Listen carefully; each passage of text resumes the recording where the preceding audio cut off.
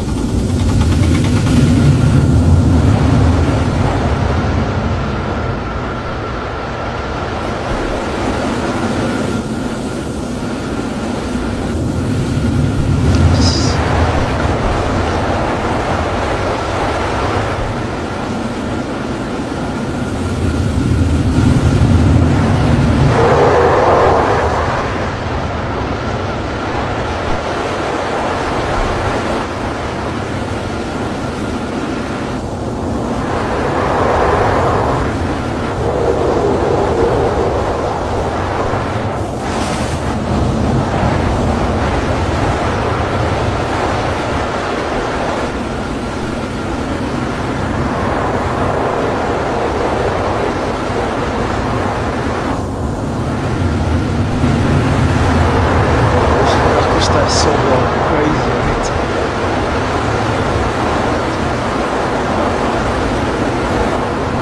Oh.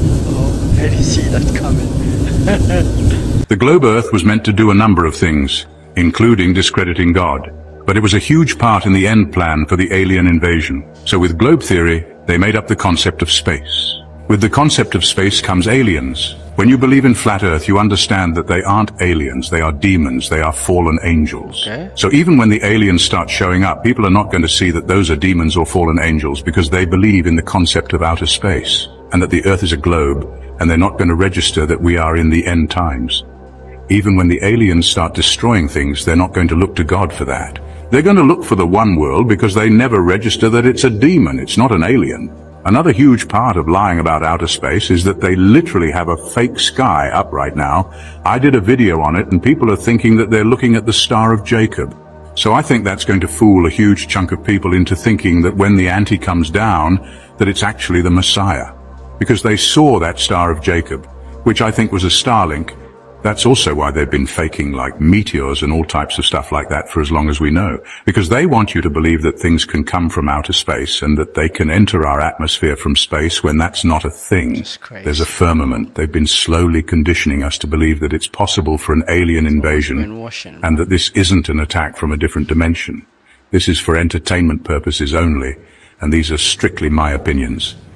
I played Roblox for an hour just to mess with it. I registered and told it I was 8.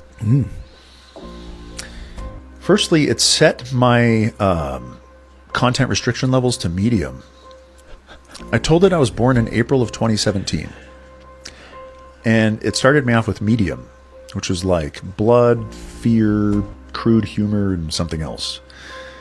And then I connected it to a parent account. I wanted to see what the parental controls were like. So I applied all the parental controls. I turned the thing down to mild, which was the lowest one, which still had like blood, fear, and some other stuff. And I, with full parental control restrictions, I encountered the sexualization of young girls in a game called Dress to Impress, which is the #2 game that comes up in this big box at the top of the screen when you first start playing. It's like one of the primary games they want you to play. I told it I was an 8-year-old boy. It turned me into a young girl wearing underwear where I could go dress up and then other people could vote on how good I look. What? Like, that's the game. And then I went to This is so dark. a game called, I think it was called Rob Mom. And it starts you off in a room, and there's a big sign on the wall that says, the richest person is so-and-so, like, go rob them. And then I walked down the street, and there was an Apple store and like a Subway sandwiches. and I went into the Apple store and robbed the Apple store employees, and then the cops came after me, and I shot the cops, and then I went into some neighborhood this is so after dark. that, and some character came along and picked me up and carried me into their house, and then dressed up as a cop and then shot me in the back. I told it I was 8, like, and I was playing in some of these worlds that are not meant to be creepy worlds. Oh, and then I played a game called Public Bathroom. And I walked into this giant area where there's like a swimming pool with beds around the perimeter of the thing, with multiple people on the beds like humping each other. And then I walked into this like public bathroom thing Crazy. where you can go in and out of the bathroom stalls together. And then the next room had bathtubs with a bunch of people in them together, where you could close the what do you call it? Not the shade, the Slider door, whatever, the divider? cover, to like have privacy in the bathtub, and they're all like humping stuff in there, and like Like an orgy. I don't know, man. I have a hard, like, these guys could, for example, offer a whitelist feature to parents the way that YouTube Kids does. They have a whitelist feature, which means that the parent can pre-select which content, which games, which stuff could be accessed. Like, there's very basic things that Roblox is not doing, which I find very bothersome. Can I blow your mind right now? Crazy. Okay. If the center of the Earth is hot, why is the bottom of the ocean cold? Right, let that sink in. So you're closer to the source of the Earth's heat, but the water is colder. It doesn't make sense. So Chris and I were talking about this because we were flying to see our sister last summer, and we're going over the ocean. And I said, make it make sense, Chris. Scientists expect us to believe that the center of the Earth is 100% pure lava, which is liquid fire. You can look this up. So shouldn't the bottom of the ocean be boiling water? Well, it's not. It's cold water. So there's only one explanation for this, and that is that the center of the Earth is actually frozen. And if this is a hard thing to believe, you just have to look to the evidence. And who gives us the evidence? The same scientists that try to tell us that the center of the Earth is hot. Okay, so if you really want to go down this rabbit hole with me, ask yourself why 50% of scientists say that the dinosaurs were killed by the Ice Age, and the other 50% say it was because of volcanic eruptions. Well, if the center of the Earth is frozen, what comes out of a volcano? I think you know where I'm going with this. This is for entertainment purposes only. I have been deep diving into quantum computing, and I'm pretty sure I just cracked the code to existence. So, if you're not in the mood for a mind-altering existential crisis, please do yourself a favor, keep scrolling. I literally have not made a video like this in forever because my page kept getting flagged, and now I'm pretty sure that I am permanently shadow banned. At this point, I don't even care. I have no one else to talk to about this stuff, so. Anyway, lately I have been seeing a lot of content about AI, the rapid achievement of technology, and quantum computing. If you don't know what quantum computing is, here is a simple way to picture it. Imagine a mouse in a maze trying to find the cheese.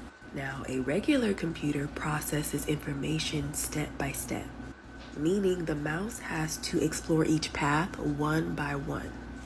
But a quantum computer can scan all possible paths simultaneously, making it exponentially faster at solving problems. But it's not just faster, it is a completely different way of processing reality. And that is where my theory comes in, because I feel like that directly ties into simulation theory. The idea that our entire reality is a holographic construct, like a highly advanced computer program. Now, hear me out. What if we are not just living in a simulation, but highly advanced AI ourselves? What if our consciousness is data and we're experiencing this reality inside of something like a quantum computer? If we go back to the maze analogy, each path could represent a person's life experience. Hold on. I know it's late. I'm over here whispering, but stay with me. What if on some level the collective consciousness is processing every possibility at one time? Our brains literally function like computers. Everything from thoughts to emotion can be broken down into numbers, also equations and stored data. Even our DNA is a form of coding, constantly storing, processing, and evolving data. What if instead of just computing answers, quantum technology is tapping into information that already exists in other dimensions, other universes? Just like we didn't create AI, we just figured out how to tap into it. The same way we harnessed electricity, the internet, Wi-Fi, and what feels like years and years of life that we experience, it's really not that. Because we know that time isn't linear. We know that time is an illusion, just like I explained in one of my first videos that blew up. Please let me know if this makes sense to anyone else. And if there's anyone out there smarter than me on this topic, I would love to hear your thoughts. Best place in the world to be lonely, hands down, I think it's gotta be Japan. I was just learning about how in Japan, you can literally rent a father figure for as low as $7 an hour. There's this company called Osan Rental, and when you translate Osan into English, it literally translates into middle-aged man. So it's literally a middle-aged man rental service where someone will pretend to be your dad or your sibling or your spouse. For an hourly rate, they'll pretend to care about you and know you and ask you questions that perhaps your real father never did. And that's just the beginning of the loneliness industry in Japan. They also have this concept of a cuddle cafe where you can literally go somewhere and pay someone to take a nap with you and be Big Spoon. Everything is non-sexual, and like out of some sort of dystopian novel, there are upsells for everything. Like hugging is an upsell. If you want to look the girl in the eye for a minute straight, that's also an upsell service that they provide. Loneliness is such an issue in Japan that they actually appointed a minister of loneliness to help find solutions. Crazy. And some of the most popular solutions there literally encourage robotic friendship and robotic romantic relationships. They're called social robots. There's this company called Gatebox there. It's almost like their Apple. This company uses AI to pretend to be your friend or significant other. It randomly texts you, and it even makes plans to hang out. And they recently introduced a holographic product that you can actually put in your house and make this seem even more real. From solo dining ramen shops with partitions that make eating alone less awkward, to capsule hotels, which are hotels where every room is essentially a pod only designed to fit one person. Japan is the ultimate destination for loners. So what do you think? Would you pack up everything and move here?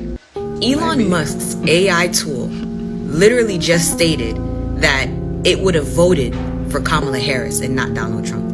So Grok, an AI chatbot that is owned by tech billionaire Elon Musk, was asked a question by an ex-user on who would it have voted for between Kamala Harris and Donald Trump, and it chose Kamala Harris.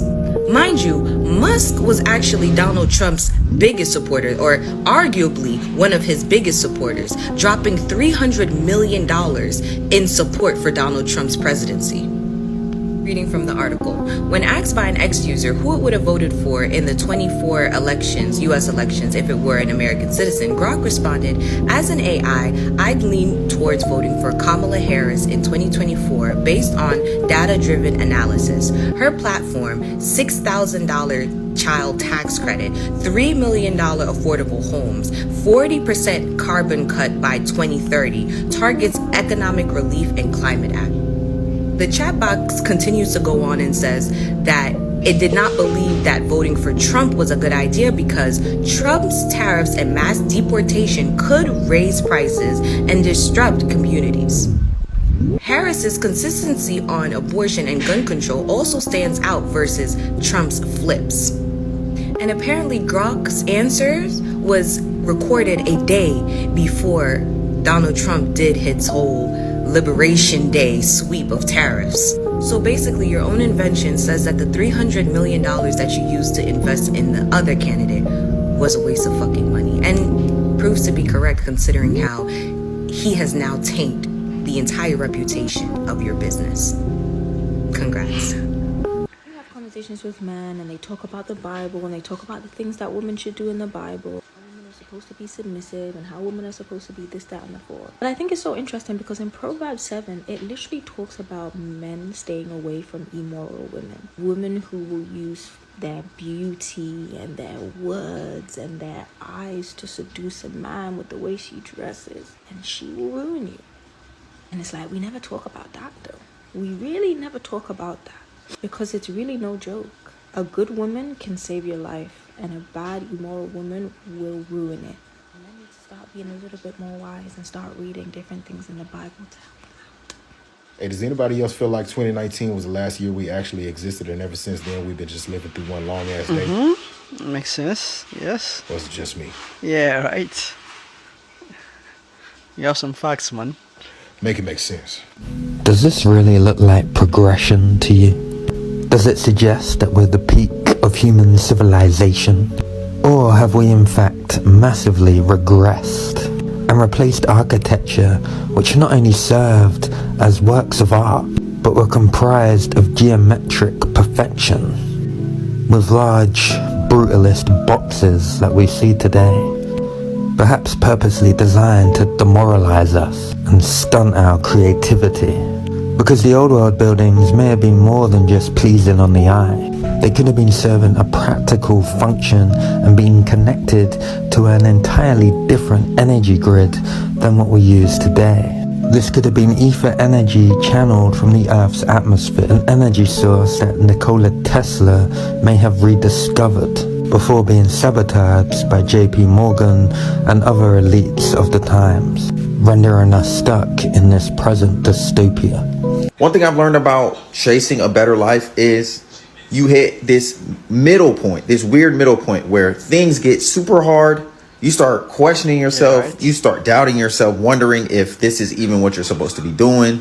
You know, you don't have the excitement of starting something new anymore. And you're also nowhere near the end. So you're in this weird middle area. Just know this middle area is where everyone usually quits. Think about that. That's what brings me through. That's what helps me show up still every day when it gets hard, is this is where everyone stops. A lot of people can't take being in the middle. Like I said, excitement's gone from the beginning. Motivation is gone. You're nowhere near the end. You're just, you know, in the middle, and you got to choose to keep showing up. Regardless of results, because usually the results stop resulting. You know, motivation's gone. You're tired. You just want to go back to everything you was doing. But no, there is nothing back there. True. You spent your whole life there. Don't go back. Just stay right here. Keep enduring. You know, keep praying. Keep having faith. And we're going to get through. You know, because as long as we keep walking, putting one foot in front of the other, eventually we're going to reach our goal. Just keep going, y'all.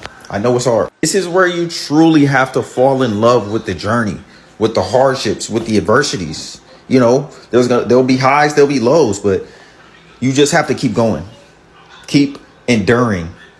And I promise you, eventually we're going to get there. As long as you keep going, we're going to get there. But if you stop, that's when it's over. Not failing and learning. When you stop, when you completely quit, that's when it's over. Just don't quit. This is the secret to remembering everything. What? You can remember literally everything. Now, what do you mean by that? What's one piece of content that after you've seen it, you just remember the rest of your life? I'll give you the answer. Something cursed. I don't know. Close. What? It's something super scary. Okay, yeah. Something scary and something that spikes your adrenaline. Now check this out. So there's a theory that adrenaline spikes in our body make us remember things so vividly. Now check this out. Okay. Any single time you felt embarrassed, any single time you felt like you're in danger, how well do you remember that moment? That's why they come super well, right? Now in the Middle Ages, bro, take this in. After teaching kids in the Middle Ages, the elders would throw kids into a freezing river to spike their adrenaline. So they found out that spiking their adrenaline will make them remember and retain all of the information in their head. What? So throwing kids in lakes? After teaching them shit. Theory, let's say you're studying for an exam, whatever it may be, right? You study, try to make yourself super anxious. Yeah. Make yourself feel like, I'm gonna die, right? Yeah. You're gonna remember that shit, bro. You can prove that the moon landings are fake with the logic, not having to look at any video clip or any picture. Today, With 5 decades better rockets and computers, the farthest that NASA can send an astronaut into space is only 1,000th the distance to the moon. So what they're really claiming, Danny, is that back in 1969, when all of NASA's computers combined had 1/1,000,000th the computing power of a cell phone, they sent astronauts ahead of schedule on the first attempt 1,000 times farther than they can do today with 50 years better technology. So what they're actually saying is, for the first time in the history of the world, technology was greater in the past than in the future, which is impossible, which means they faked it. It's amazing. The truth is right there. And people have made a god out of this, and they refuse to see the truth. 1994, Oakville, small town in Washington. There's a sheriff sitting in his car. It's a nice, quiet night. He's patrolling. He stops, and it starts raining. Starts hearing like large drops, and he's like, well, it doesn't seem like it's raining that hard. Turns on the windshield wipers, and instead of wiping away the water, it almost covers the windshield completely in just this gelatinous slush stuff, and it just makes it impossible to see outside. People wake up that day finding all of these little soft jelly things all over town, and this happened 6 times in 2 weeks. People had no idea what it was, so they called a bunch of scientists and stuff, and they collected samples. They took it to the university. They tested it. Guess what it was? Human tissue. What? They examined it, and it was literally a group of human white cells. What? And then, mysteriously, as the things start investigating, the samples go missing. Gone. They're completely just gone. And so now it's this lore. It's like this fake thing that never got resolved. They have no idea. It's a complete mystery.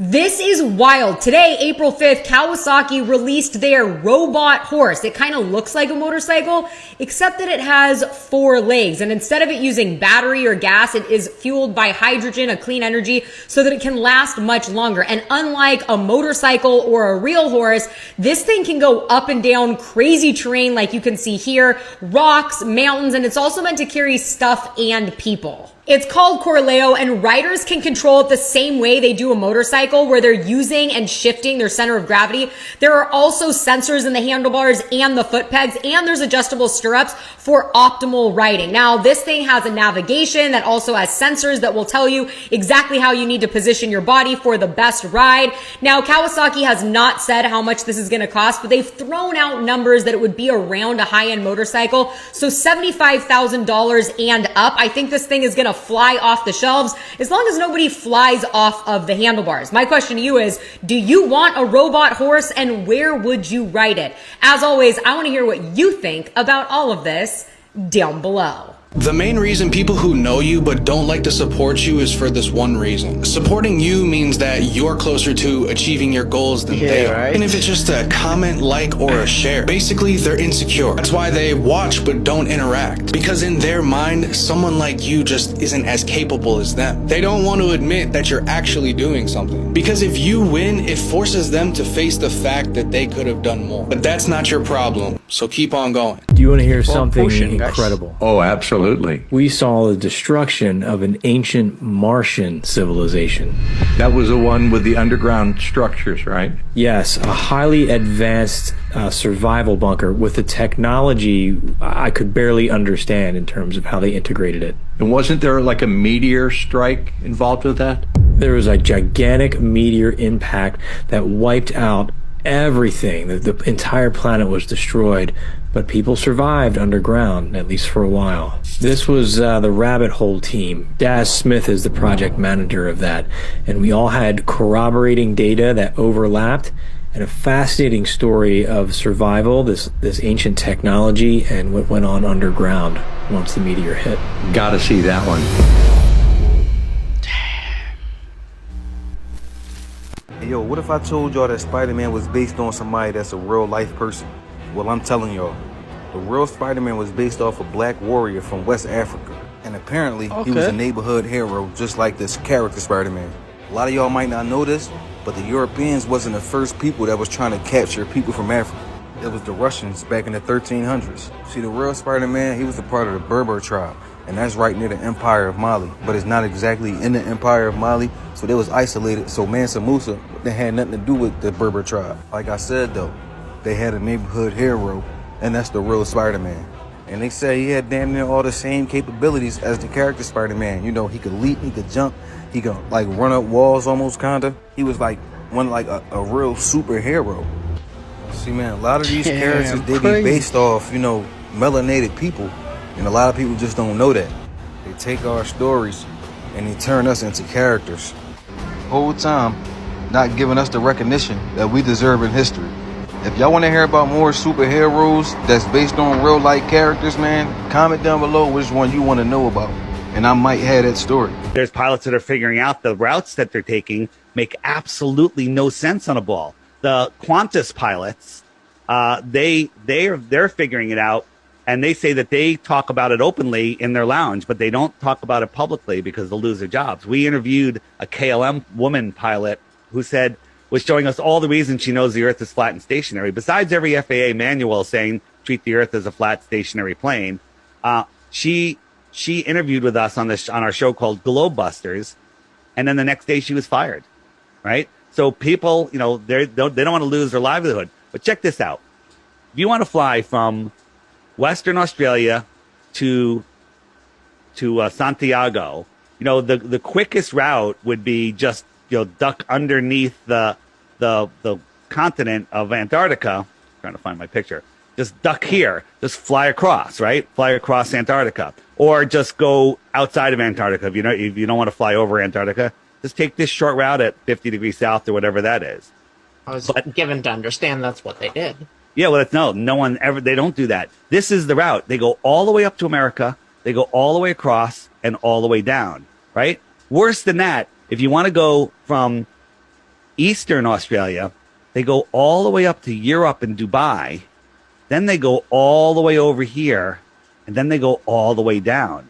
And if you look at that on a flat Earth map, right, here, they go all the way up across America, over to Europe, and to Eastern Australia. It's a straight line. And that's the route the planes take.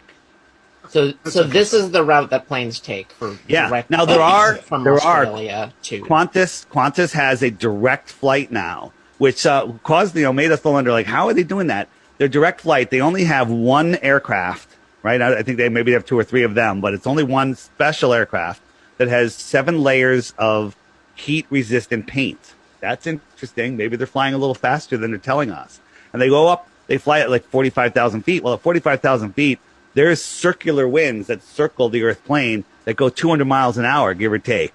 Well, you put that tailwind on that with a plane that can fly 700 miles an hour, the plane routes make it. I'll show you those winds in a second when I share my screen. But the other thing is emergency plane landings prove the Earth is flat. Here's a flight from Wuhan, China, right? Here's Hawaii, going to Colombia. You would think this is where they go. Well, right about here, there was something happened. Someone had a heart attack or a baby or something. And instead of turning around and going back or landing in Hawaii, they went and landed in Alaska, thousands of miles out of the way. But if you look at that on a flat Earth map, this is the route that they take. Okay? This is the route that they take. Huh. Right? Crazy, right? Yeah, it is. Yeah. So, Well, I mean, here, you know what? I've always found it interesting, believe me. Yeah. That's the route to take. I'm sorry. This is the one that had the emergency landing. Tokyo to Mexico City, and they landed here when the emergency happened here. But if you look at Tokyo to Mexico City on a flat Earth map, it makes perfect sense now. Damn. When you are somebody with a powerful presence and a powerful aura, your energy almost feels similar to like what they call a black cat energy, right? And that energy is more so you're very confident, you're very sure, you're standing in your divinity. People can feel it, people can sense it, okay? You can't fake that type of energy. So when I tell you, you have to be very careful about the things that the people, places, and things that you're around, okay? Because not everybody's going to be so welcoming to that energy. A lot of times you hear the positive side of people being in that energy, right? Of you embodying this confidence. But a lot of the times, this also will trigger and intimidate people who are not there with themselves. True that. People I who are agree. on that level with themselves, they will receive you, they'll resonate, they'll understand, okay? Nose is itching, confirmation. They'll understand.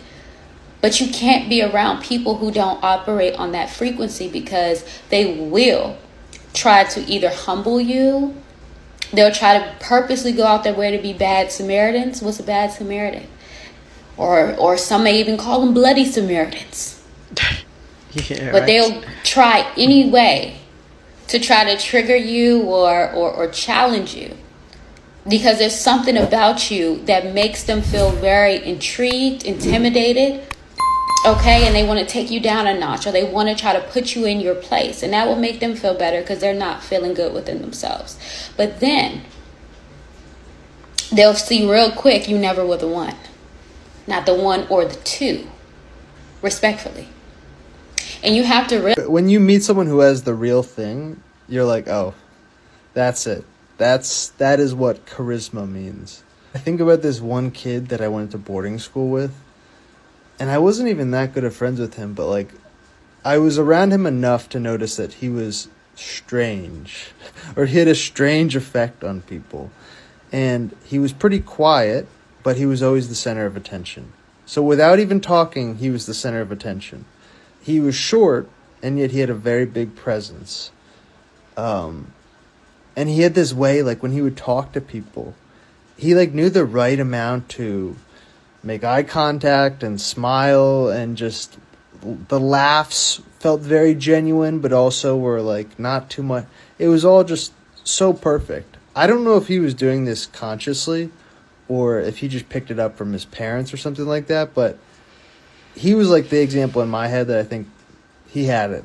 Whatever it is, he had it. Y'all don't know about Trump for real, but all that finna change. June 14th, 1946, Donald J. Trump was born in New York. He come from an immigrant family. His father, which is his grandfather, was a German immigrant, and his mother was actually born in Scotland. But by the time Trump was born, his father was already a successful businessman. Back to Trump. Growing up, they said he was a bad kid that was always getting into fights. They said he literally punched his second grade teacher. Since Trump was getting activists at his nice suburban area, they ended up sending Trump to a military school at the age of 13. Y'all probably can't picture it, but Donald Trump was real athletic back in the day. Trump played multiple sports in high school. Athletic. They said he was actually good at every sport he played. He was on varsity teams. Bro literally got nominated for being a ladies' man in school. After Trump graduated from military school, he was ready to follow inside his father's footsteps. Trump attended Fordham University for 2 years. He then transferred to Wharton to finish college. In 1968, he graduated from college, and now he's ready to get in the big boy league. But unlike the average individual, Trump come from a lot of money. His father gave him a small $1 million loan to kickstart his career. But the Vietnam War was going on during that time. And they ended up drafting Donald Trump to fight in the war, but he wasn't going for that. He ended up getting a medical deferment for bone spurs inside his heels. But let's be real, any rich kid that come for money gonna find a way to get out of war if they get drafted. And Trump had a lot on his plate, so in the 70s, he got straight to following inside his father's footsteps so he could be able to take over the business one day. In 1977, he got married to his first wife, and they ended up having 3 kids together. Here go a picture of them all grown up. If you're trying to make bread through your phone, check out the bio. At the mid-1980s, it became a movie. He started getting recognized for his lavish lifestyle, and you know he loved that. And we can't discredit Trump because he took what his father gave him and put it on a whole nother level.